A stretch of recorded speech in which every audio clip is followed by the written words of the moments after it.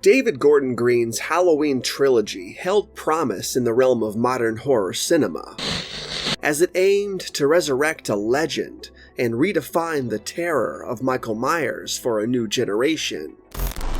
As ambitious an endeavor as it was to offer a compelling reimagining of the slasher legend, while at the same time connecting back to the original film exclusively, it's disheartening to admit that not all good things come in threes.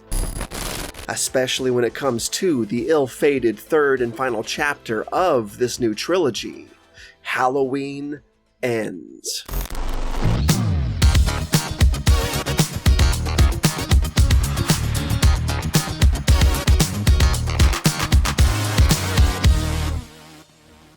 Despite the individual merits of Halloween Ends, it ultimately disappoints as a conclusion to the trilogy.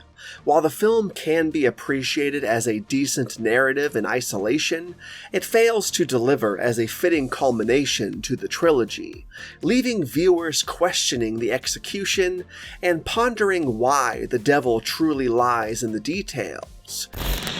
Today, we will delve deeper into the reasons behind the dissatisfaction with Halloween Ends as the conclusion to David Gordon Green's Halloween trilogy. In Halloween Kills, the second act of the trilogy, the stakes were set high, and the fear that permeated the narrative was palpable. The town of Haddonfield stood united, driven by a shared determination to end the reign of the boogeyman, once and for all. The film built up the tension and excitement, promising a finale that would surpass all expectations. However, it is regrettable that Halloween Ends failed to capitalize on this momentum. As the concluding chapter, it barely acknowledged the setup established at the end of Halloween Kills, leaving many Halloween fans disappointed and yearning for the epic showdown we had anticipated and were supposedly promised during those final few moments of Halloween Kills. The potential for a united Haddonfield, facing the embodiment of their deepest fears, was left largely unexplored in Halloween Ends, leaving a sense of unfulfilled promise in the air. Halloween Ends presents us with a disjointed narrative that appears detached from its predecessors. One of the key issues lies in the inconsistencies in character arcs. Over the course of the two previous films, and in particular, Halloween Kills, characters were lovingly crafted, with their motivations and established traits carefully developed. However, in Halloween Ends, these same characters suddenly make choices that contradict their established personalities and ideals, without any substantial narrative reasoning besides, everyone is scarred after the events of Kills, which is nothing short of lazy at best. Beyond that, the film is riddled with other incongruities and discrepancies, as characters who had been painstakingly nurtured and developed over two films veer off their set paths in a manner that defies their established arcs. This departure from previously established character development leaves us perplexed and creates an unwelcome detachment from the overall story. Let's consider the character of Laurie Strode as a prime example. In the 2018 film and its sequel, she undergoes a significant transformation, evolving from a traumatized survivor to a resolute protector, and a matriarch who leads the town's defense against Michael Myers. However, in Halloween Ends, her character takes an unexpected turn. Surprisingly, Laurie becomes strangely passive, relinquishing her role as the protective hunter. This retreat to the sidelines is an unsettling departure from her previously assertive and determined persona, leaving viewers scratching their heads by this uncharacteristic shift in her character's arc, as her assertive role in the previous films was a defining aspect of her character and the films themselves. But Laurie aside, Significant missteps in character development extend to Michael Myers as well, diminishing his impact greatly compared to that of the previous installments. The film shifts Michael's character from an enigmatic and unstoppable force of evil to a more minimized and less terrifying antagonist, robbing the narrative of the eerie tension that once defined it. Furthermore, the attempt to humanize Michael in Halloween Ends weakens his relentless and menacing nature, diminishing the terror he once inspired.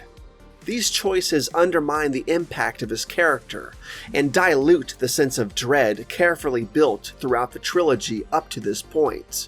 Moreover, the culmination of the Michael Myers saga falls short of expectations, lacking the struggle and desperation implied in Halloween Kills. The resolution feels anticlimactic, with Michael's defeat appearing too effortless, contradicting the dread-laden buildup of the previous films. As a result, the overwhelming sense of anticipation is destroyed, leaving the audience dissatisfied and questioning the significance of the saga's resolution.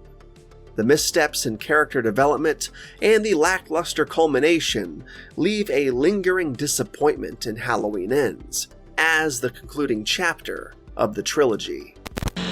Had Halloween Ends been positioned as a fourth entry, taking place after Michael's demise, it had the potential to be a captivating exploration of Haddonfield's post-Myers world.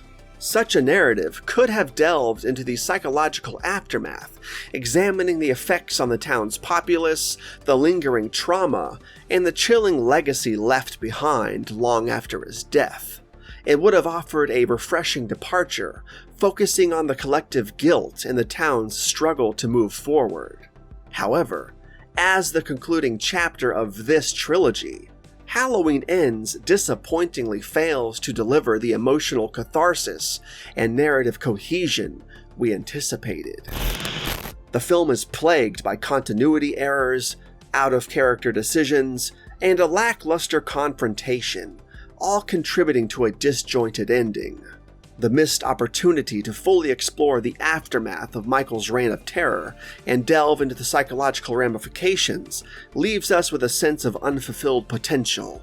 Instead, Halloween Ends concludes the trilogy on a very lackluster note, leaving viewers longing for not just the epic town-wide showdown we were presumably promised by the conclusion of Halloween Kills, but also the exploration of the post-Myers world that could have provided a different and more impactful epilogue compared to the very brief scene we did get following Myers' visit to the industrial shredder.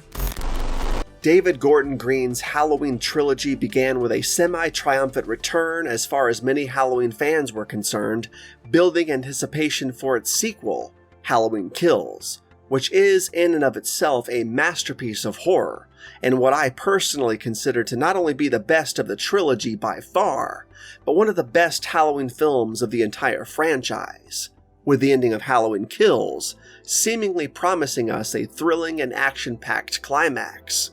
However, Halloween Ends disappointingly neglects its own foundations and forsakes the narrative threads it had carefully woven throughout the series. As a result, it feels less like a satisfying conclusion and more like an addendum that leaves us longing for the finale that could have been.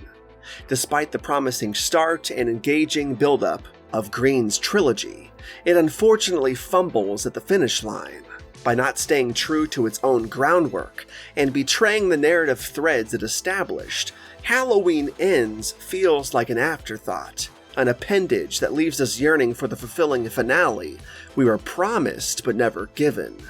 The lack of emotional catharsis in the last installment further compounds this disappointment. Halloween Ends falls short of delivering on its potential, leaving fans with an unquenched desire for the closure that the trilogy failed to provide.